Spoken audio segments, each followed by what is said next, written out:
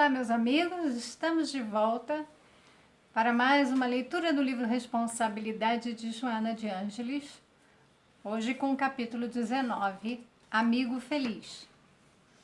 E a passagem evangélica de João, capítulo 15, versículo 14: Vós sois meus amigos, se fizerdes o que vos mando.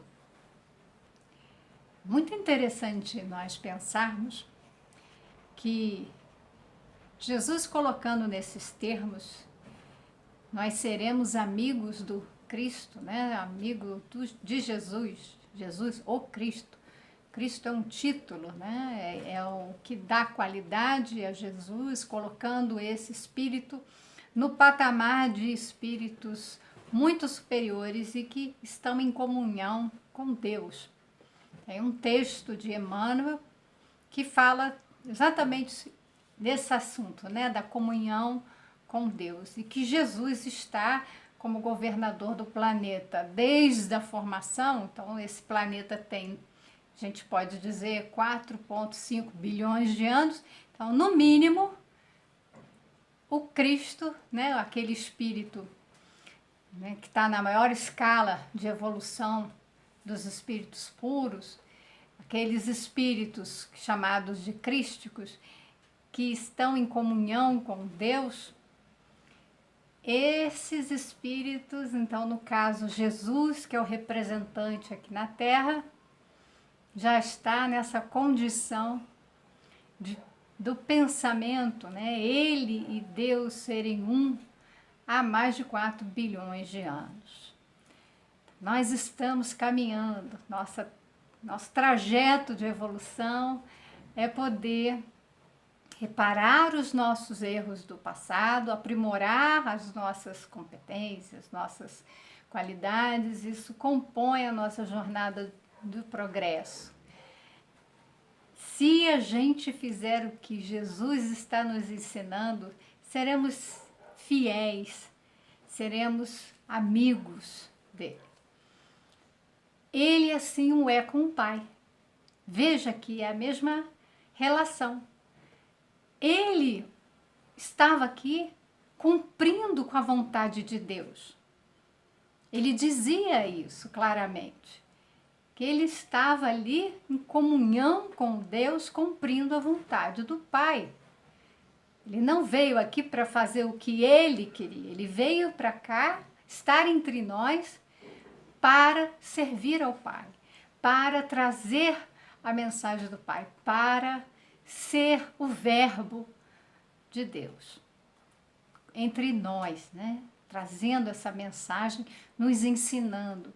Então, ele é o exemplo de fiel, né? Aquele que é fiel a Deus, aquele que confia, se entrega nessa relação. Então, tem uma relação plena.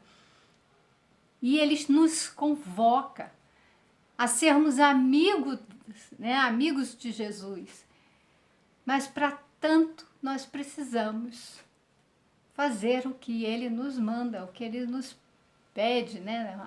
Não é simplesmente algo que Jesus nos obriga, né? É importante também a gente ter esse conhecimento de uma certa sutileza entre a diferença do dever e da obrigação. O dever, nós reconhecemos ali a necessidade de cumprir com determinadas tarefas. Nós falamos, é o nosso dever, né, educar os filhos. Quando a gente coloca nesses termos, nós estamos usando do nosso livre-arbítrio, da nossa razão. Nós estamos sendo guiados por princípios maiores e nós escolhemos e cumprimos. Então, existe ali a questão moral e ética presentes no dever. Por isso que alguns códigos, né, códigos profissionais, códigos de ética, que na verdade são códigos de conduta, vão dizer que é dever. Então, eu como psicólogo, é dever do psicólogo fazer tais e tais coisas. Então, eu tenho que olhar para aquilo e entender que aquilo é algo para me nortear. Ele vai dizer de uma certa necessidade de eu considerar certos elementos e desconsiderar outros, né? Não posso fazer tais coisas e posso fazer outras. Então eu preciso refletir. Um código de ética, ele deve ser refletido e aplicado na nossa ação, no nosso dia a dia. Agora, quando é uma obrigação, você está obrigado, muitas vezes é por coerção, por uma punição. O código tem essa vertente de certa forma, né? Porque se eu não cumpro com a lei, eu posso ser punido. Eis aí uma certa lógica punitiva e que, ao invés de a gente poder usar o livre-arbítrio, a gente acaba cumprindo por medo de ser punido. Então, esse é o sentido da obrigação. Eu me sinto obrigado a fazer, então eu faço, embora eu não queira. Então, eu não tenho ali o livre-arbítrio, eu sou coagido, eu sou pressionado por medo de punição, ou ainda porque eu vou ser premiado. Então, eu faço determinadas coisas não pelo sentido de dever, no sentido ético, no sentido de reconhecer os valores, a importância de se executar determinadas tarefas ou não fazer outras, mas porque eu quero ganhar com isso, eu tenho interesses. Enquanto o dever ele é despojado de interesses pessoais, então eu faço de forma desinteressada, a obrigação não. Eu tenho interesse em não ser punido ou ser premiado. Então, muitas vezes nós usamos isso na educação dos filhos, que acaba sendo mais um adestramento do que propriamente uma educação, porque a educação deve promover a reflexão. Mas o adestramento é igual ao animal. Eu dou um reforço ali, então um biscoitinho, alguma coisa, para agradar o animal que fez alguma coisa que eu queria. E se ele não fez algo que eu queria, então às vezes usam um spray de água no rosto, né, no focinho do animal, ou então olha com uma cara feia, fala em tom alto, ou seja, é pela punição e recompensa. Esse sistema acaba sendo de adestramento e não de educação. Então, nós podemos refletir que quando Jesus fala de cumprir o que ele manda, é para que a gente entenda que é nessa relação que a gente se coloca na comunhão com Deus e com Jesus, né? Porque a gente compreende as lições. Nós já entendemos a missão de Jesus, os seus ensinamentos, o seu evangelho. Então, quando ele manda, nós fazemos de forma desinteressada.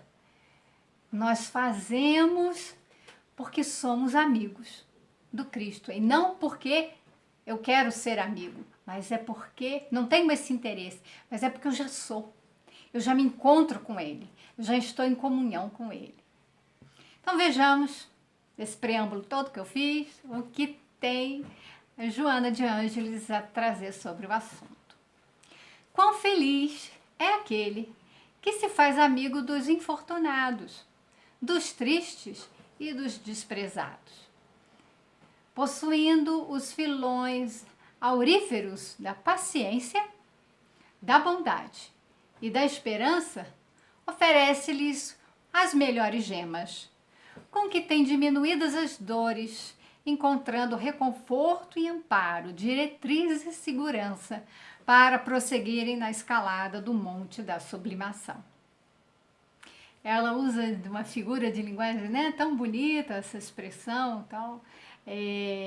Nós temos aqui a paciência, a bondade, a esperança como algo de grande valor. E quando a gente oferece, então ela fala as melhores gemas, né? As gemas são pedras preciosas. Quando a gente oferece, o que nós temos de precioso, né? Essa bondade, a esperança, a paciência, quando a gente oferece o que nós temos de melhor para amenizar as dores dos outros, levando reconforto, amparo, consolo, né? Nós estamos juntos nessa escalada da nossa sublimação, da nossa purificação. Coração aberto à fraternidade. Esse amigo enseja entendimento e propicia paz. Em sua volta, gera estímulos que levam à alegria de viver, diminuindo penas e consolidando as forças do bem naqueles que se encontram em deperecimento. Então, veja que existe, né? Você vai de coração aberto, pratica a fraternidade e ela gera paz. E ela tem toda a ação que a gente faz, né? Ela volta, ela retorna, nos trazendo alegria de viver, também nos diminuindo as penas. Então a gente sabe que, né, a gente diz que o perdão cobre uma multidão de pecados. O que é o perdão, né? Quando a gente faz algo que nos liberta de situações de resgate.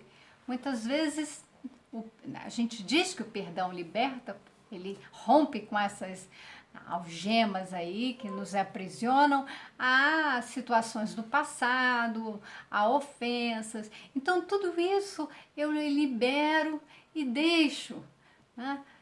Não quer dizer que o fato de eu perdoar alguém ou alguma situação, né? Em geral, a gente deve perdoar os fatos. A pessoa, ela vai se haver com as leis divinas. Mas quando eu me liberto, a pessoa também, ela está livre para se ajustar com as leis divinas se ela cometeu algum erro, ela cometeu algum equívoco em relação a mim. Então, ela ou me ofendeu, ou cometeu um crime, alguma coisa. Quando eu faço isso, né, eu gero essa paz em mim. Então, quando eu faço bem, quando eu ofereço paz, eu recebo essa paz para mim também. Suas atitudes calmas, a voz branda, sua visão otimista a respeito da vida e o seu comportamento sadio atraem aqueles que carpem aflições e coletam dores entre incertezas e desesperos. Chegam necessitados e afastam-se ditosos. Pedem migalhas de entendimento e recebem tesouros de afeição. Buscam um amigo e encontram um irmão. Suas vidas se renovam e seus problemas se resolvem logo depois. Apresentam-se reconhecidos por um momento, mas de imediato esses beneficiados se vão. Nem podem ficar. Tem algo a fazer que os chama à frente. Devem, portanto, seguir. Olha só que beleza. Nós estamos falando das nossas atitudes. E é isso que nós precisamos fazer, analisar as nossas atitudes e não as alheias. Nós estamos aqui para a nossa evolução, para as reflexões na nossa vida. Não é querer consertar a vida do outro. A gente tem que consertar a nossa. Então, veja bem que isso que nós fazemos, né, poder auxiliar, dar uma visão otimista para a vida, eu vou atrair. Isso é interessante, porque a gente vai falar o quê? Eu estou fazendo bem, eu vou atrair o bem. Eu estou pensamentos positivos, otimistas, eu vou atrair isso também, né? Mas os sofredores buscam aqueles que podem oferecer acalento, consolo. Quem está nas trevas busca luz. Alguns, né? Então vamos colocar nessa situação de que quem está nessa situação mais aflitiva quer buscar um consolo, um conforto, né? Então ela fala, chegam necessitados. Então todas essas pessoas chegam até nós com muitas necessidades, mas elas partem, elas não vão ficar, elas partem ditosas, felizes, porque as aflições, as suas necessidades foram saciadas, foram atendidas, e atendidas com respeito, com dignidade, com carinho, com atenção. Então essas pessoas se tornam agradecidas, mas ela fala, precisam seguir. Renovados que já estão, agora seguem sua jornada. E é muito bonito ver isso. Eu já tive vários encontros em que isso foi constatado. Se a gente tem algo de bom a oferecer, quando a gente oferece e a pessoa é capaz de aproveitar aquilo que é oferecido, primeiro a gente tem que ter a sensibilidade de oferecer aquilo que a pessoa precisa. Então não é dar o que eu quero, é dar o que a pessoa precisa. E para isso eu tenho que ter uma relação de empatia. É diferente. Eu quero te ajudar, eu vou fazer isso. Não é assim. Eu quero te ajudar. Como eu posso te ajudar? O que você precisa que eu faça? Então, porque se eu quero ajudar alguém, essa pessoa tem que deixar claro para mim qual é a necessidade dela. Então, se eu acho que ajudar é fazer o que eu quero, eu não vou estar ajudando. Muitas vezes eu estou atrapalhando. Então, é preciso ter esse cuidado, esse olhar. Porque as pessoas acham, mas eu estou ajudando, eu estou fazendo isso. E as pessoas não reconhecem por quê. Né? As pessoas até se queixam, eu faço, mas nem obrigado eu recebo, porque aquilo não era uma necessidade para outra pessoa. Ela não vai reconhecer, muitas vezes, porque não atendeu a ela. Atendeu o quê? A pessoa que fez quis atender a si própria, porque ela não está olhando para o outro. Ela não está numa relação de empatia, de conexão com o outro. Ela está fazendo o que ela quer. Por isso que a gente deve fazer, para ser amigo de alguém, o que o amigo manda. Essa relação. O que é que você quer que eu faça? Diga. Me manda fazer que eu faço. Se eu puder, eu faço. Se eu tiver condições de fazer, eu faço. Então, geralmente eu pergunto, o que você precisa? Eu quero te ajudar. O que eu tenho para oferecer é isso. Às vezes uma coisa só. Então, eu tenho hoje a oferecer um pouco de leitura comentada. As pessoas que podem se beneficiar, gostam disso, podem aproveitar. Muitos espíritos, e eu acredito, hoje eu fiz uma prece que é nesse sentido, quando a gente faz o culto do Evangelho no lar, quando a gente faz um estudo do Evangelho, quando a gente faz um estudo de uma obra, né, pode ser espírita, mas uma obra que seja edificante, que tenha ali informações que fazem com que haja um enriquecimento intelectual e moral. Espíritos vêm, se conectam. Eles vêm para aprender também. Tem um momento assim da história do Chico, muito lindo, em que ele, no início, né, na casa espírita, ele fazia a reunião pública e fazia o estudo do Evangelho. E não aparecia ninguém. E todo dia, salvo engano, era às quartas-feiras, à noite, ele fazia. E Emmanuel ali do lado dele. Ele fazia quarta-feira seguinte, e assim foi. Quando já estava para completar 2 anos, sem uma presença sequer naquele centro espírita, Chico já tinha ficado ali já bastante desmotivado. Eu estou aqui falando, fazendo estudo e é para ninguém. E o Emmanuel falou com ele, né? Porque o Chico disse que seria então a última vez que ele faria, ele não faria mais. Então Emmanuel falou para ele fazer, pelo menos na semana seguinte, mais uma vez. E Chico, muito obediente nesse aspecto, muito disciplinado, concordou e fez. E Emmanuel fez um trabalho espiritual, né? Ficou irradiando sobre umas partes, né, em Chico. E disse que ele precisou de um tempo para receber permissão para dilatar a mediunidade, né, de vidência do Chico. E Chico passou a enxergar mais de 5.000 almas, espíritos, né? Alma enquanto está encarnado, bela definição, né, de Kardec. Então, os mais de 5.000 espíritos presentes, estudando, se preparando para reencarnar. Obviamente, depois de um tempo, a casa estava cheia de encarnados também, mas ali se tratavam de desencarnados presentes, participando e estudando.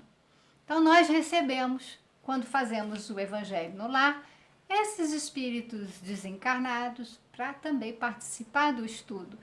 Muitas vezes ali para colaborar conosco e outras para aprender, para eles próprios se beneficiarem. Então, onde se acende uma luzinha, a gente pode atrair espíritos sofredores. Nem por isso a gente deve deixar de fazer. Eu já ouvi pessoas espíritas, de uma forma muito equivocada, distorceram a mensagem, que é a mensagem de fraternidade, dizendo que a gente não deveria fazer esse tipo de coisa para não atrair os espíritos e aí gerar um processo obsessivo. Veja bem que se nós estamos estudando o Evangelho, se nós estamos atraindo os espíritos para a nossa luz, nós estamos em luz. É preciso manter esse estado iluminado em nós. Então, é assim, como que eu vou acabar sendo obsidiada por espíritos que estão indo ali buscando luz? Eles ficam próximos a nós. Isso eu sei, porque eu já tive essa experiência de espíritos ficarem próximos a mim por conta dos estudos, de preces, e eu senti um certo mal-estar, porque a minha mediunidade, ela diz respeito a isso. Então, eu senti ali a presença daquelas energias. A gente faz uma oração, às vezes precisa tomar um passe, mas não podemos deixar o nosso compromisso de oferecer o que nós temos, né? Fazer os nossos estudos, fazer o nosso processo de iluminação, porque aí estamos nos conectando com a espiritualidade boa também, que vão nos inspirar, vão nos ajudar, porque a gente também quer a iluminação dos bons espíritos. A gente também vai buscar a luz desses grandes seres, né? Inclusive a de Jesus. Nós estamos buscando seguir Jesus com a nossa luzinha pequenininha, muitas vezes muito apagadinhas, mas a gente tem, né, quer buscar esse grande amigo.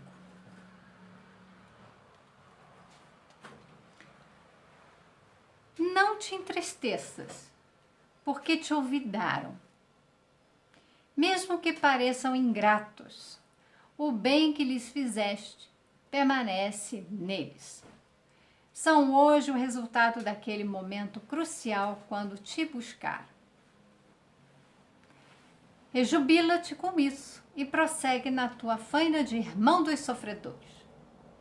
Veja bem, ela lembra que muitas vezes nós não vamos ser lembrados, né? Vão olvidar, vão esquecer. Então, vamos esquecer do que nós fizemos, vamos esquecer da nossa presença na vida deles.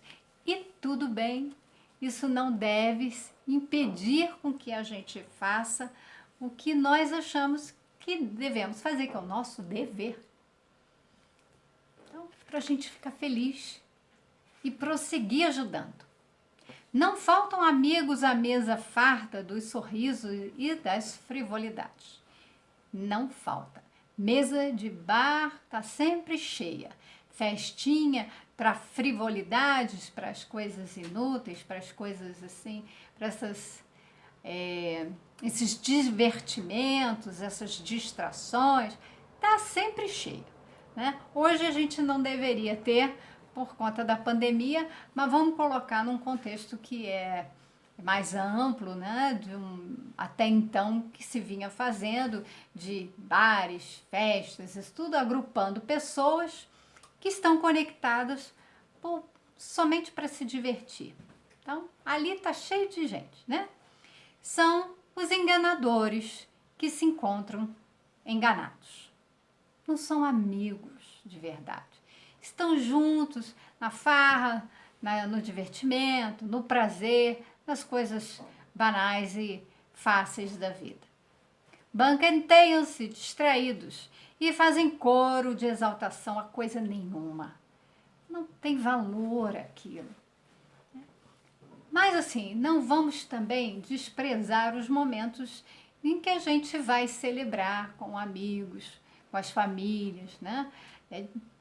Tudo a gente tem que ver, lembrando que o Espiritismo a gente não pode generalizar.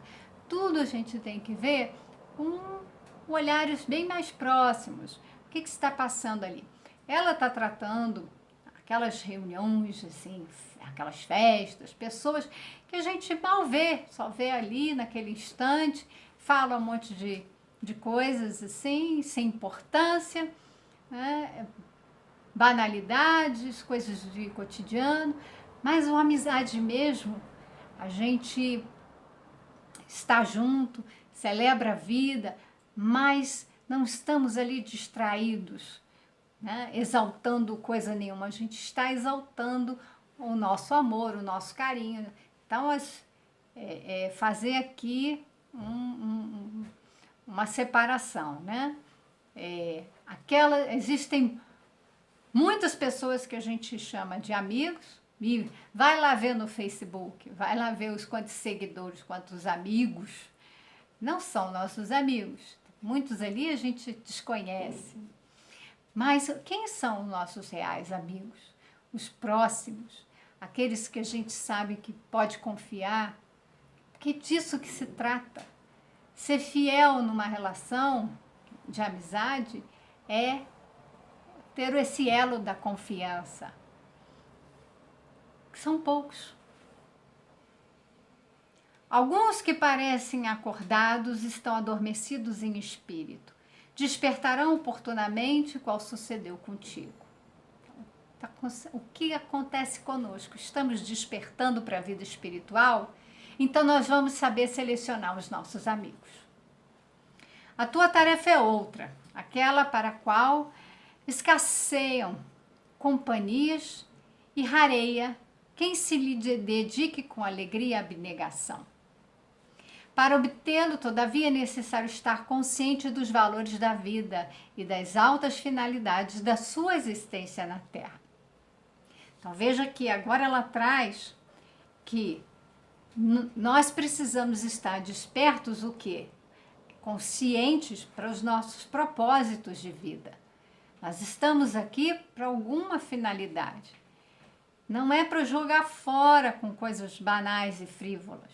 Estamos aqui para nos direcionar, nos dedicar com abnegação e com alegria também aos nossos deveres, aquilo que vai nos engrandecer espiritualmente, alimentar, nutrir a nossa alma.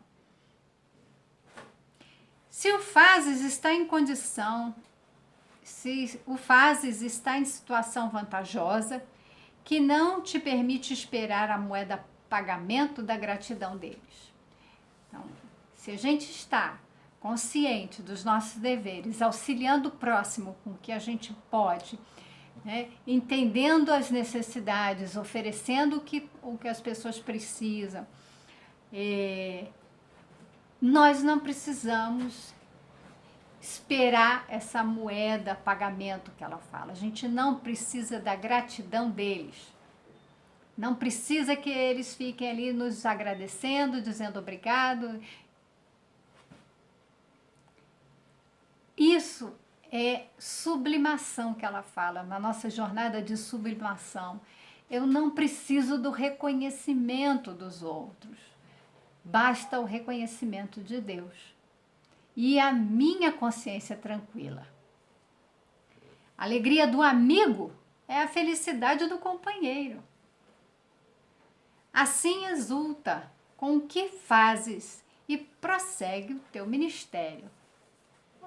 Prossegue, fica feliz com a alegria do outro que você colaborou.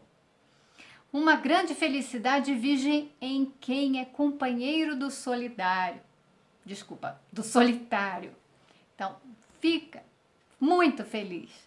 Quem ajuda, quem está solitário, quem está com problemas. Qual ocorre com aquele que conduz uma lâmpada acesa em plena escuridão. O prêmio do primeiro é a paz da consciência, quanto a recompensa do outro é a claridade que o veste. Eu não falei da paz de consciência? Esse é o nosso prêmio. O reconhecimento de Deus é a nossa paz de consciência. O outro vai receber as luzes que nós podemos distribuir. Lembrando que ao dar um pouquinho da luz que eu tenho para iluminar o outro, essa é a conta de matemática mais linda que tem. Eu divido para multiplicar. Jesus fez isso com os pães e os peixes. Ele dividiu e com isso multiplicou e deu para todos saciarem. Mais de 3.000 em uma situação e mais de 5.000 em outra situação, de homens, mais mulheres e crianças.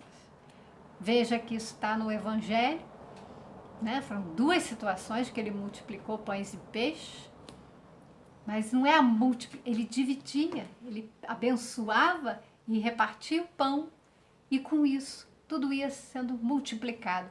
Quando a gente divide o que a gente tem, então o que eu tenho de 1, eu divido em 2, mas são 2 inteiros. Não vai pela metade. É isso que é lindo. Eu continuo com a minha luz inteira, íntegra. Eu tenho a minha integridade. E o outro recebe.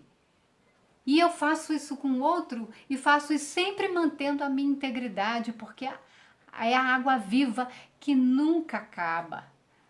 Eu vou distribuindo o copo d'água, vou distribuindo o copo d'água, vou distribuindo, e o meu poço não seca. Olha, são várias imagens lindas que Jesus trouxe para nós. Não é então lindo e muito gostoso ser amigo de Jesus? Nada mais é importante, nem significativo além disso. Nada, nada. Não tem coisa melhor, mais bonita do que fazer o bem e ser amigo de Jesus. Os que te buscam elegeram-te como amigo, porque sabem que os não defraudas quando de ti te acercam. Então, é por isso que eu falei da confiança, da fidelidade. As pessoas, do que a gente fizer, elas vão reconhecer em nós esse amigo, essa amiga, ou seja, se estabelecendo ali uma relação de amizade, elos, nós vamos fazendo essas conexões e elas nos buscam, porque elas reconhecem. Embora podem não dizer obrigado, mas existe um reconhecimento interior. E nós somos os amigos. Quanta dita em ser companheiro dos infortunados. Né? Quanta bênção, né? Quanta dita, quanta alegria, quanta graça. Dos tristes e dos padecentes, no momento em que quase todos pedem, e tu dás. Nós estamos vivendo isso. Nunca esse livrinho aqui foi tão atual. Esse livrinho aqui que tem mais de 25 anos. Então, veja bem que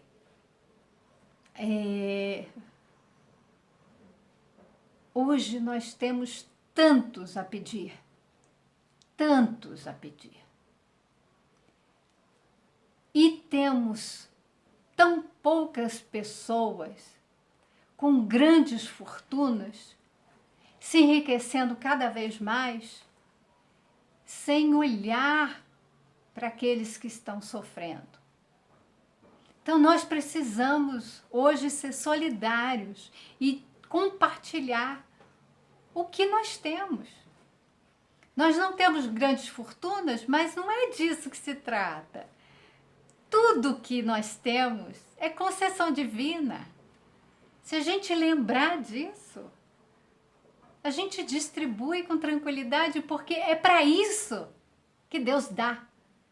Deus dá para que a gente dê, distribua. A gente não tem as coisas para si. Nada é nosso, nada nos pertence. Deus nos dá para que a gente distribua. Deus, eu posso considerar que Deus me deu a capacidade de estudar, de aprender um monte de coisa, então vou distribuir isso que eu tenho. Então não é só bens materiais. Se eu tenho a capacidade de falar, de trazer consolo através da palavra, distribua as suas palavras de amor com essa vibração. Se a gente tem bens materiais e que outros carecem, estão passando fome, frio, sede, necessidades, né, que são fisiológicas, necessidades materiais, precisam sobreviver. Vamos ajudar se a gente tem condições, um pouquinho que seja, lembrando o óbolo da viúva. Não estamos nem falando da parte em que a gente dá até aquilo que nós precisamos. Nós estamos dando sempre o supérfluo. Nós estamos descartando muitas vezes aquilo que a gente não quer mais. Aí a gente resolve dar para o outro. A gente pode fazer mais do que isso. A gente tem muito. E quando for a hora que Deus chamar a gente de volta, tudo vai ficar. Vai ficar para quem? Muitas vezes vai ficar de herança para os herdeiros brigarem entre si, para terem, né, as coisas, ter. E nós estamos aqui para ter, a gente está aqui para doar, porque Deus já nos dá. E lembra da parábola dos talentos? Ele nos dá. Então, não é, Deus tem tanta confiança em nós que Ele já nos deu antecipadamente. Ele confia em nós que nós vamos fazer multiplicar, no que nós vamos distribuir. Deus nos deu para que a gente possa distribuir para todos os talentos. Então essa parábola lembra bem isso. Nós recebemos para dar. Aquele que guardar, que não multiplicar, não entendeu a mensagem, não entendeu o que é cumprir com a vontade de Deus. A confiança não foi fiel a Deus. Então está muito profundo, são lições que a gente precisa mergulhar em tanta beleza que tem no Evangelho. Então eu cortei aqui o parágrafo, mas ela fala: quanta dita em ser companheiro dos infortunados, dos tristes, dos padecentes, no momento em que quase todos pedem e tu dás. Reclamam e tu agradeces, encolerizam-se e tu perdoas, detestam e tu amas. Prossegue, pois, a teu turno, dispões do amigo excelente que te vitaliza e ampara, a fim de que nunca te canses, nem te extenues. Nós temos esse amigo excelso, esse amigo maravilhoso. Ele confia em nós. E nós confiamos nele? podemos distribuir tudo o que temos sem medo, porque nós confiamos nos pássaros que voam no céu, a passagem do Evangelho. Essa é a confiança em Deus, que Ele vai prover tudo que nós precisamos, e quanto mais nós dermos, mais receberemos. Quanto mais nós cumprirmos com a vontade do Pai, mais nós seremos dignos da sua confiança, mais Ele proverá. Então, a gente precisa cuidar das coisas do Espírito, o resto virá como acréscimo, também está no Evangelho. Tudo converge para que a gente entenda o nosso propósito de vida aqui. Esse nosso processo de evolução, de sublimação, é o desapego dos bens materiais, é o bom uso dos bens materiais. Não é, o desapegar é largar tudo, não vou ter nada. Não, é o bom uso. É o uso, tem que circular, não é acumular e se apegar, é fazer, distribuir, circular, levar consolo, levar ajuda, levar a palavra, os bens materiais, levar tudo que o outro necessita.